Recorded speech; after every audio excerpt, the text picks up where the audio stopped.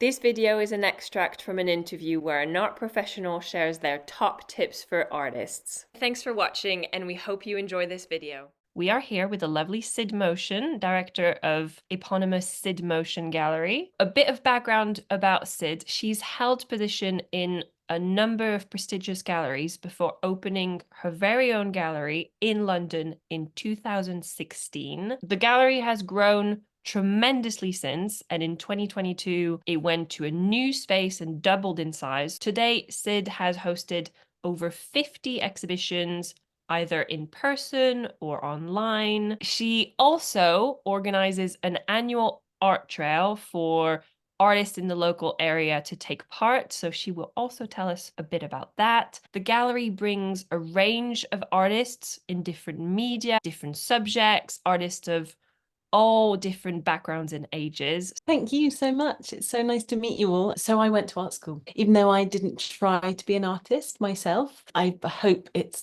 gives me quite a nice understanding of some of the struggles and realities of production and hopes and ambitions and things like that all of you guys deal with. I went to art school in London. I always did fine art. And then once I'd graduated, I'd already started putting small exhibitions on, or I'd curated the degree show at art school. I'd started to think about putting some of my friends and colleagues in pubs, things like that. So from there, it felt pretty obvious to go and work in galleries. And I've only ever worked in commercial galleries. I grew up in London, so I've always been in London anyway. I worked for a gallery called Max Wigram Gallery, which sadly is now closed, but it was on New Bond Street. And although it was a very well respected gallery and in the middle of town, putting on internationally renowned artists, it was small enough to give me a real sense of doing everything, which was very helpful. I then went on to work for a much bigger gallery, globally speaking, called David Swerner, which was an American gallery at the time, now expanded in lots of different outposts. And they were setting up in London for the first time. So it was really interesting to help a sort of blue chip gallery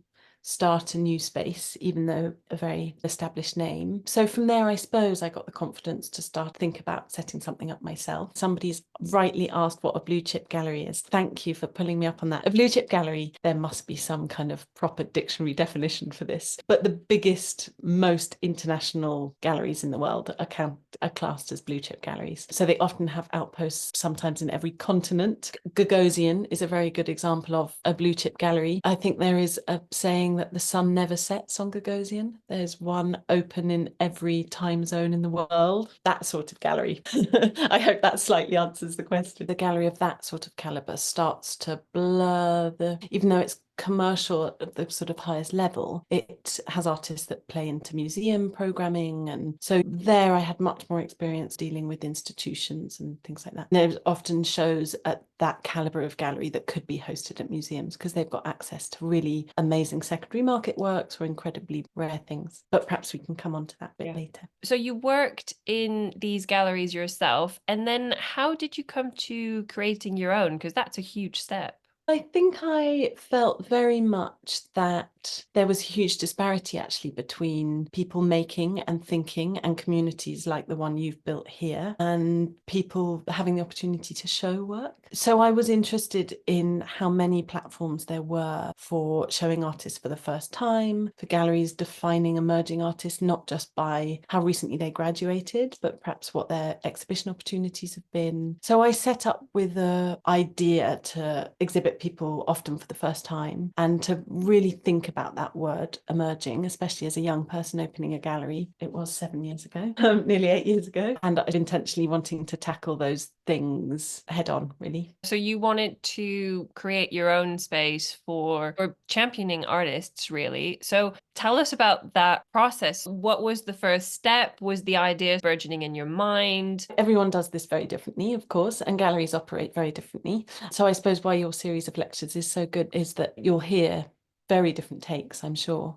But I started with the physical space. I took on a betting shop. Everyone thought that was very funny, my gamble, haha. I took on a betting shop in King's Cross in 2016 and started doing the rip out myself. I was working full time at the time, and I just felt so passionately about putting on shows. So I think the two things were working in tandem. I was having some kind of strong ideas about what I wanted to show and starting to pool artists together that I thought might make interesting group exhibitions, as well as working on the physical space. space. So I took a very short lease on a physical space, as I say, in June of 2016, and thought if I just do one show and then I'll see how it goes. Of course, it took me quite a few months to set the space up. So once I'd got the physical space starting to get ready, then I started to do some outreach to artists. And yeah, people were generous because I really wrote to people and said, I've got this idea to start a space and would you like to be in a show? And I'm sure lots of your audience have been approached by galleries or curators or friends that want to put on projects. And actually, you don't really know what it's going to be until you take the plunge. So people were kind to me.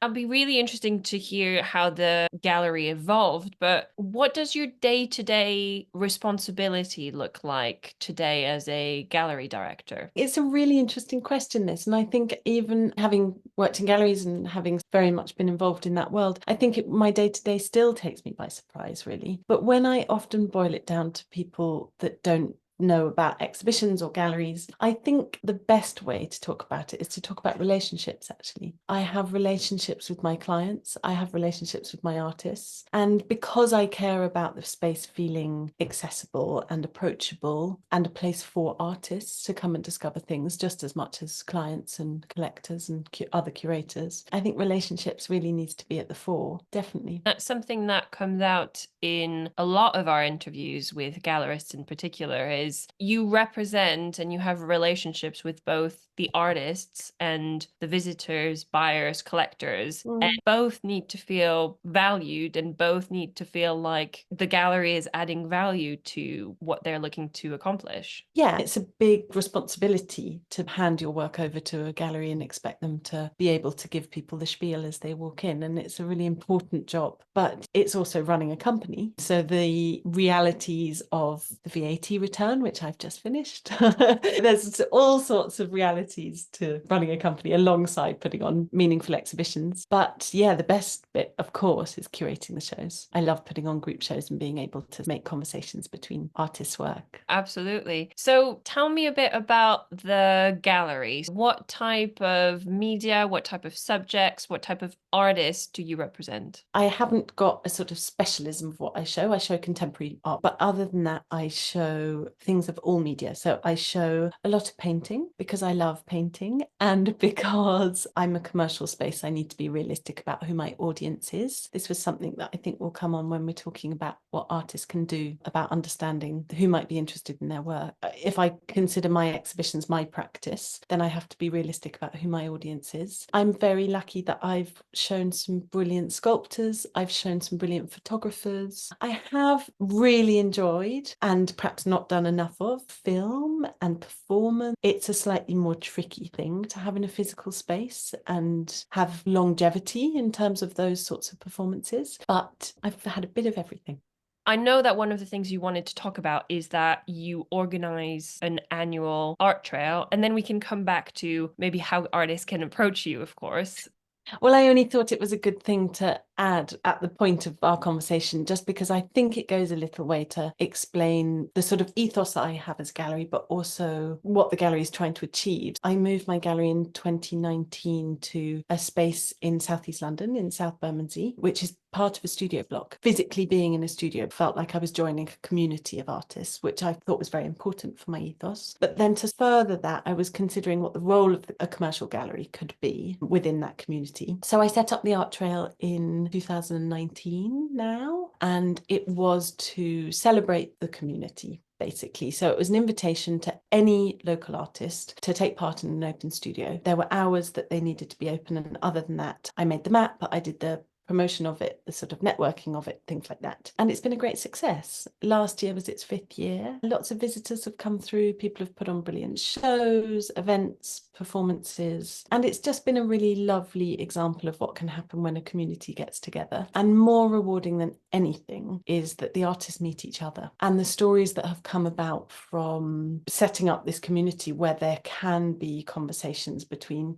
things as basic as borrowing tools, let alone putting each other in group shows, things like that, just all the benefits that you get from a community. So I think maybe I just wanted to talk about the art trail just in view of some of those questions. Yeah, absolutely. And And so in terms of if artists that were in the area wanted to participate in the art trail, is it just a case of raising your hand and going, I'd like to take part? Yeah, so I put posters in cafes and things like that in the area and try and encourage local people to take part. I think one year I had 75 people. I think that's the most that there's been. So yeah, it's just about spreading the word. But I do believe we need each other. I do think it is an ecosystem that we need each other. And yeah, more accessible spaces is better. I think that's wise words to end on, is the ecosystem and the part that both artists and gallerists play in the art world.